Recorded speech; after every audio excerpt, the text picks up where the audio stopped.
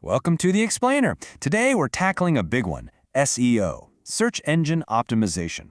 We're going to demystify it and give you a real, practical guide to getting found on Google. So, let's start with a question that probably hits home for a lot of you. You've poured your heart and soul into building this awesome website, right?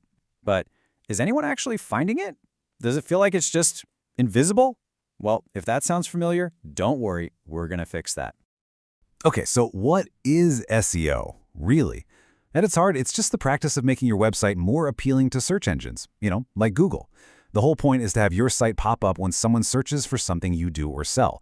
That's what we call driving organic traffic, basically getting visitors without paying for every single click. And that brings up a really important distinction, SEO versus paying for ads. You see, you could just pay to be at the top of Google. It's fast, for sure. But the second you stop writing those checks, poof, you're gone. SEO is the complete opposite. It's more like planting a tree. It takes time, but it grows stronger and stronger, building real, lasting traffic and, maybe most importantly, building trust with your audience. So, let's run with an analogy here. Think of your website as your own digital house on the internet. The very first step in SEO is getting that house in order. We're talking about everything you have direct control over. This is what we call on-page and technical SEO. Now we can break that down into two main parts. First, there's on-page SEO. This is like all the stuff inside your house. The paint on the walls, the signs on the doors, the furniture, the content. It's what makes the house useful and understandable. Then, you've got technical SEO. This is the stuff you don't see, the foundation, the plumbing, the electrical wiring. If that stuff is broken, it doesn't matter how nice the furniture is, right? It's the backbone that holds everything together. So imagine Google sending a little robot inspector to your website. What's it looking for? It's looking for clues. It reads the big headlines, the subheadings, the actual words on the page. It even checks out the descriptions you give your images. All of this helps it figure out, okay, what is this page really about? Now, out of all those clues, there is one that is king, the title tag. Seriously, this is probably the most powerful signal you can send Google from your page. It's that blue, clickable headline people see in the search results. It's your first impression. Get this right, and you can literally boost how many people click on your link without even changing your ranking. It's a huge deal. And the good news is, making a great title tag isn't rocket science. It's a simple 3-step recipe. 1. Put your main keyword, the most important phrase for that page, right at the start. 2. Keep it short and sweet. We're talking 50 to 60 characters, so it doesn't get awkwardly cut off. And 3, and this is a big one, make every single title unique. No copy-pasting allowed. Okay, so we've decorated the rooms. Now let's talk about that foundation, the technical SEO. It's not the sexiest part of the job, but it's absolutely crucial. Because if the foundation of your house is crapped, who cares how nice the paint is? Our goal here is to make it super easy for those Google robots to get around. And one of the main tools for that is a little file called robots.txt. Just think of it like a welcome mat with some rules on it. You can use it to say, hey Google, welcome, feel free to look around, just please don't go into this private closet back here.